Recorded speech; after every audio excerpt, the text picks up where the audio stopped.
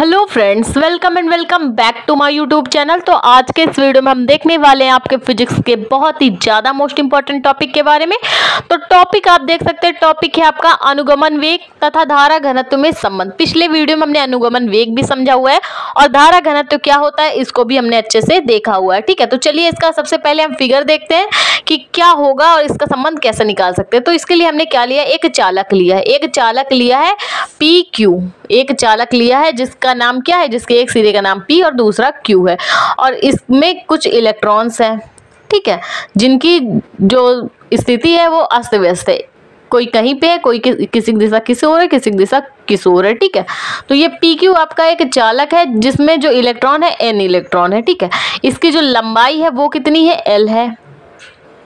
इस PQ चालक की जो लंबाई है वो कितनी है, L सेंटीमीटर है।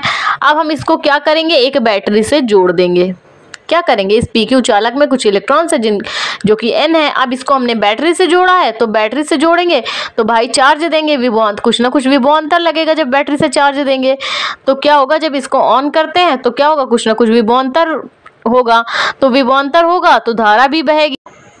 तो देख सकते हैं आप, ये बात हुई इसके फिगर की कि एक PQ चालक था जिसमें कुछ इलेक्ट्रॉन्स है जो कि अस्त व्यस्त है। ठीक, और इसका जो क्षेत्रफल है A है, इसकी लंबाई L सेंटीमीटर है।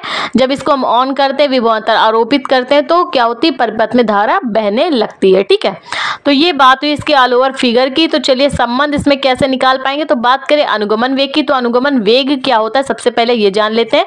तो जैसे कि कुछ इलेक्ट्रॉन्स होते हैं जिनकी दिशा क्या होती है, एक दूसरे के विपरीत होती है। ठीक, तो जैसे ही हमने विभवांतर आरोपित किया, धारा बही, तो क्या होगा, इन इलेक्ट्रॉन्स के पास जब धारा पहुंचेगी चालक में तो क्या होगी भाई, आपको ही करंट लगे तो आप कैसे इधर उधर घूमने लगेंगे, एकदम तड़पने लगेंगे। तो वैसा ही काम इस चालक में होता है। इलेक्ट्रॉन क्या होते हैं, इधर उधर अस्त व्यस्त होने लगते हैं जब इनको करंट लगता है। अभी तक ये सो रहे थे, लेकिन जैसे ही करंट लगा इधर उधर घूमने लगे। तो जब घूमेंगे, इधर उधर घूमते टाइम इनमें क्या हो जाती है, टक्कर हो जाती है। टक्कर होगी तो इसमें कुछ ना कुछ वेग लगेगा, कुछ ना कुछ वेग इसमें उत्पन्न होगा। उसी सूक्ष्म वेग को अनुगमन वेग कहते हैं। उसी सूक्ष्म वेग को क्या कहते हैं, अनुगमन वेग कहते हैं। तो माना एक चालक PQ है, क्या मान रहे हैं हम, एक चालक PQ है और इसकी जो लंबाई है वो कितनी है, इसकी लेंथ कितनी है, L है। अब इस चालक का जो क्षेत्रफल है, इस चालक का जो क्षेत्रफल है वो A है। ठीक है, तो इसका आयतन क्या हो जाएगा, तो इस चालक का आयतन क्या हो जाएगा, तो आयतन का फॉर्मूला जानते हैं। आयतन इज इक्वल टू क्या हो जाएगा, लंबाई गुणे चौड़ाई। क्या होती है, लंबाई गुणे चौड़ाई। तो अब इस चालक की लंबाई कितनी है, जैसा कि आप देख रहे हैं, हमने पहले भी बताया, इस चालक की जो लंबाई है वो L सेंटीमीटर है। ठीक है, तो लंबाई की जगह हम क्या लिख सकते हैं, L लिख सकते हैं।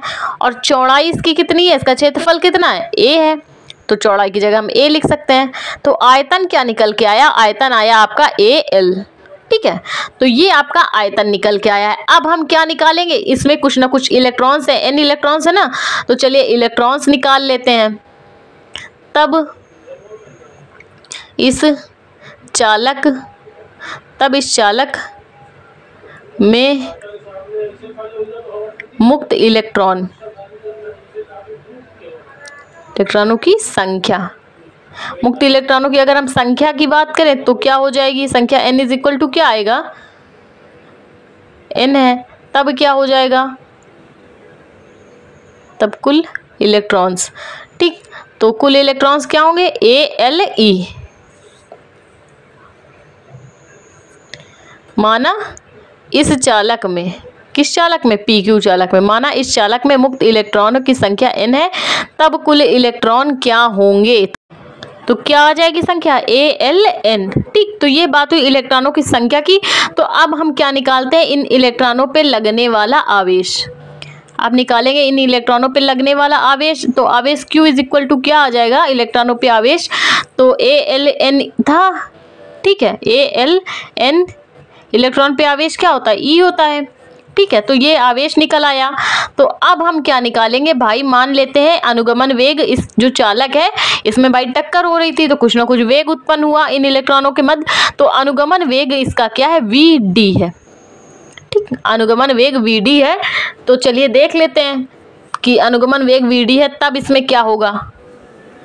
तो देख सकते हैं आप, हम क्या करेंगे, चूंकि अनुगमन वेग VD है तो चालक को यदि अनुगमन वेग vd है तो चालक को पार करने में लगा समय क्या हो जाएगा? जब अनुगमन वेग vd है तो इस पूरे चालक pq को पार करने में लगा समय बराबर क्या होता है? दूरी बटे चाल। तो समय को हम किससे डिफाइन करते हैं? t से डिफाइन करते हैं। तो t इज इक्वल टू क्या हो जाएगा? t इज इक्वल टू दूरी कितनी है भाई? l लंबाई का है तो l हो जाएगी। क्या है? दूरी l है बटे चाल क्या है? चाल किस चाल से चल रहा है भाई? v वेग से चल रहा है तो vd, यहाँ पे अनुगमन वेग की बात हो रही तो यहाँ पे क्या आ जाएगा? vd आ जाएगा। ठीक, तो हमने क्या क्या निकाला? हमने आयतन निकाला, इलेक्ट्रॉनों की संख्या निकाली, इलेक्ट्रॉन पे आवेश निकाला और क्या निकाला? समय निकाल लिया कि कितना समय लग रहा है इस पूरे चालक pq को पार करने में इलेक्ट्रॉन्स को। ठीक, तो अब हम क्या निकालेंगे? इस चालक पे बहने वाली धारा, क्योंकि जब विभवांतर आरोपित कर रहे थे तो धारा बह रही थी, तो परिपथ में धारा कितनी हो जाएगी? तो धारा I का फॉर्मूला आपने देखा था, I इज इक्वल टू क्या होता है? Q upon T। वैद्युत धारा वाले में हमने ये करवाया हुआ है। तो वैद्युत धारा I इज इक्वल टू क्या होती है? Q upon T। तो आवेश हमने क्या निकाला इलेक्ट्रॉन पे, तो उसको पुट कर लेते हैं। तो आवेश क्या हो जाएगा? I इज इक्वल टू आवेश क्या निकाला? ALNE। ठीक है, तो इसको हम यहाँ पे पुट कर लेते हैं। तो आवेश क्या आ जाएगा? ALNE। और समय भी हमने निकाल लिया है, तो समय क्या आया? L upon VD। तो बटे के बटा चला जाएगा ऊपर, तो चलिए इसको कर लेते हैं ऊपर। तो I इज इक्वल टू क्या आ जाएगा? ALNE अपॉन में क्या आ जाएगा? ALN और ये VD चला जाएगा ऊपर, नीचे आ जाएगा L से L कैंसिल। तो I इज इक्वल टू क्या आ जाएगा? NEAVD। तो जब चालक में क्या हो? मुक्त इलेक्ट्रॉन हो, अनुगमन वेग हो, तब संबंध क्या आ जाएगा धारा के लिए? I is equal to NEAVD। ठीक है, तो लेकिन हमें क्या निकालना है? धारा घनत्व और अनुगमन वेग में संबंध निकालना है, तो इसको हमें थोड़ा और बढ़ाना पड़ेगा। तो धारा घनत्व तो निकाल लेते हैं, तब धारा का मान हमने निकाल लिया, I is equal to NEAVD आ गया। तो अब इसी से हम धारा घनत्व निकालेंगे। अब धारा घनत्व क्या होती है? इस पूरे चालक को धारा का एक बार चक्कर लगाने में जो घनत्व होता है उसी को हम धारा घनत्व कहते हैं। ठीक है, किसी भाई ये जो आपकी धारा I बह रही है, इस चालक PQ को एक बार में पूरी करने को क्या कहेंगे? हम धारा घनत्व कहते हैं। तो धारा घनत्व J इज इक्वल टू क्या होता है? I upon A। फॉर्मूला क्या होता है? J is equal to I upon A। तो I की वैल्यू तो हमने पहले ही निकाली हुई है, तो I की जगह I की वैल्यू रख देंगे। तो J इज इक्वल टू क्या आ जाएगा? NEAVD upon A। तो क्या हो जाएगा? A से A हो जाएगा कैंसिल। तो धारा घनत्व J इज इक्वल टू क्या आ जाएगा? NEVD। ठीक है, तो ये निकल के आया अनुगमन वेग और धारा घनत्व में संबंध। तो भाई अगर आपको वीडियो जरा सा भी अच्छा लगा तो प्लीज वीडियो को लाइक और हमारे चैनल को सब्सक्राइब करें।